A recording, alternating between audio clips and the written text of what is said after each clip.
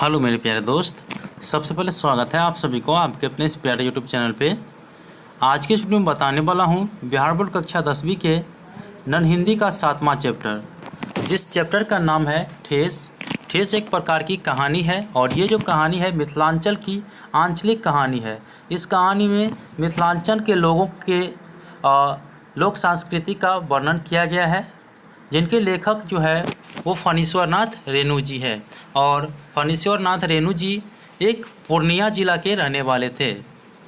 तो इस चैप्टर से मैं जितने भी ऑब्जेक्टिव और सब्जेक्टिव क्वेश्चन होंगे जो बिहार बोर्ड के स्टूडेंट के लिए काफ़ी लाभदायक होने वाले हैं, उस पर चर्चा करेंगे।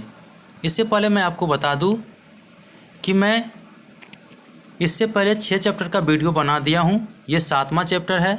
यदि आप नहीं देखे हैं 6 चैप्टर का वीडियो तो उसका लिंक आपको डिस्क्रिप्शन बॉक्स में मिल जाएगा, साथ ही साथ कमेंट बॉक्स में मिल जाएगा, और आपको वीडियो के प्लेलिस्ट में अगर आप देखेंगे तो वो भी मिल जाएगा आपको, ठीक है। तो 3 जगह से आप पिछले 6 चैप्टर का वीडियो आप देख सकते हैं।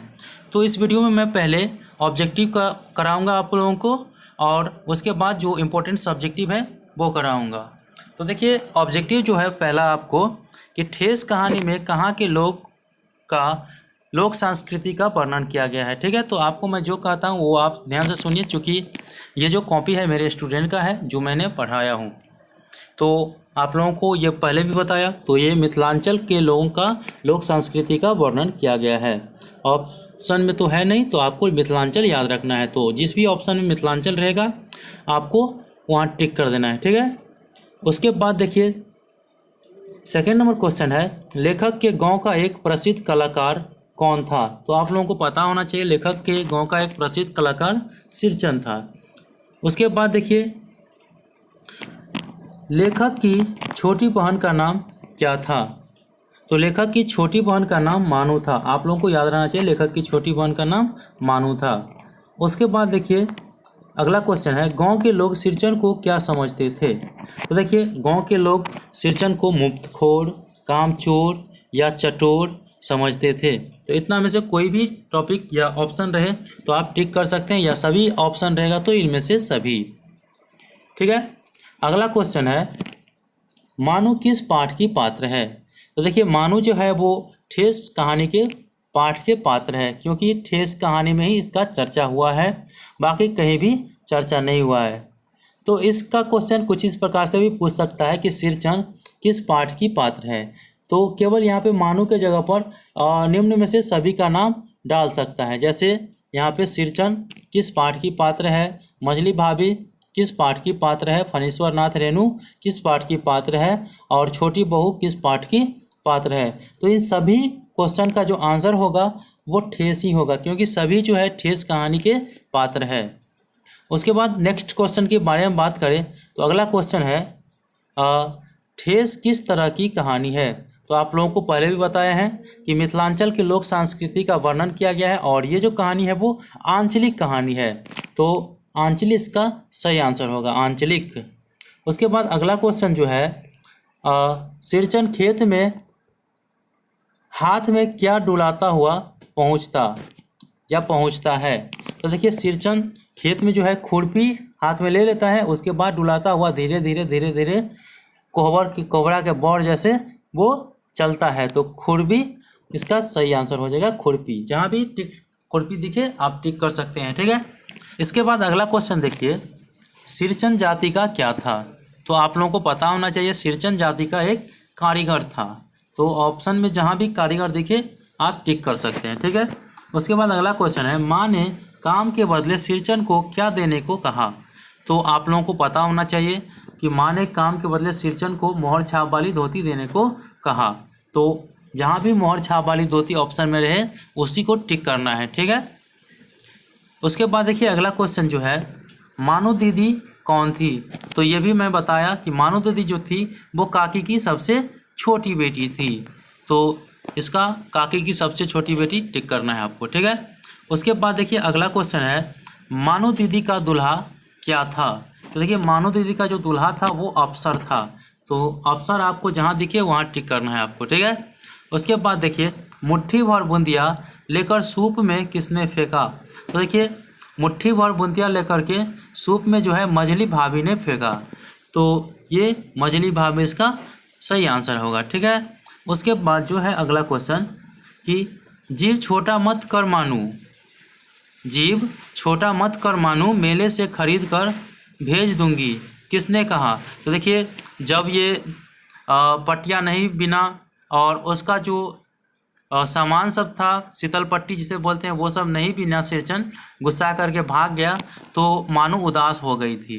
तो मानू उदास हो गई तो उसी समय उनके माता ने कहा कि जीव छोटा मत कर मानू, मेले से सामान मैं खरीद करके तुम्हें भेज दूंगी, किसने कहा? तो ये माँ ने। तो इसका सही आंसर माँ होगा। ये इंपॉर्टेंट क्वेश्चन है, आप लोग थोड़ा इस पर ध्यान दीजिएगा। ठीक है, उसके बाद देखिए, मोहर छाप वाली धोती कितने में आते हैं? तो पहले इस पाठ में जो है मोहर छाप वाली धोती 8 रुपये में आते हैं। तो इसका 8 रुपया जहाँ देखिए आप टिक कर सकते हैं। इसके बाद अगला क्वेश्चन है, मोहर छाप वाली धोती का दाम सिरचन को किसने देने लगा? तो देखिए, जब सिरचन ने शीतल पट्टी लेकर के रेलवे स्टेशन पहुँचे तो मानू दीदी ने मोहर छाप वाली धोती का दाम देने लगा। तो इसका सटीक आंसर हो जाएगा मानू दीदी। उसके बाद अगला क्वेश्चन है, सिरचन को पान की बीड़ा किसने दिया? तो सिरचन को पान के बीड़ा जो है वो मानू दीदी ने दिया।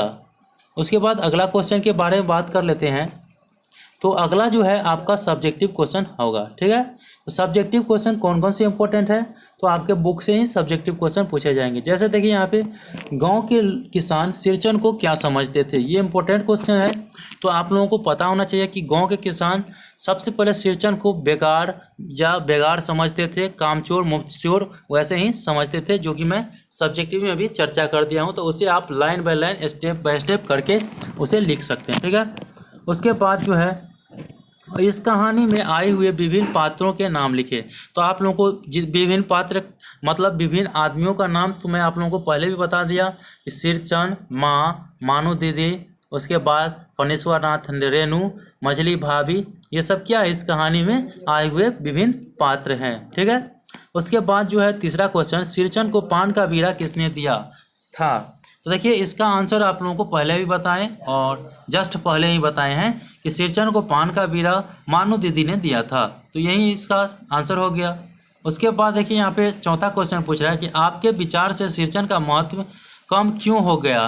तो देखिए, हमारे या आपके विचार से ही पूछ रहा है, तो आपको इस प्रकार से कहना है कि हमारे विचार से सिरचन का महत्व कम इसलिए हो गया कि वो दिन था जब सिरचन काम के लिए एक्टिव रहता था और काम समय पे करता था, तो उसके दरवाजे पे आदमियों का लाइन लगा रहता था काम कराने के लिए। लेकिन आज वो दिन आ गया कि सिरचन के यहाँ एक मक्खी भी नहीं भिनकने जाती है। आखिर क्यों? तो अपने आलस्य के कारण सिरचन को ये दिन देखना पड़ता है।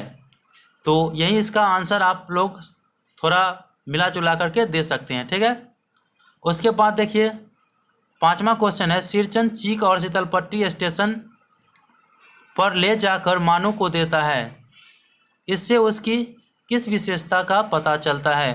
तो देखिए, आपको इस प्रकार से भी लिख सकते हैं कि सिरचन चीक और शीतलपट्टी स्टेशन पर मानू दीदी को इसलिए देता है क्योंकि देखिए, मानू दीदी जो है वो सिरचन के गांव का ही एक बेटी है और बेटी जो है, बेटी के ससुराल से पर्सनल ये कहा गया कि मुझे यही चीक और शीतलपट्टी चाहिए, जो कि विवाह के समय लाया था।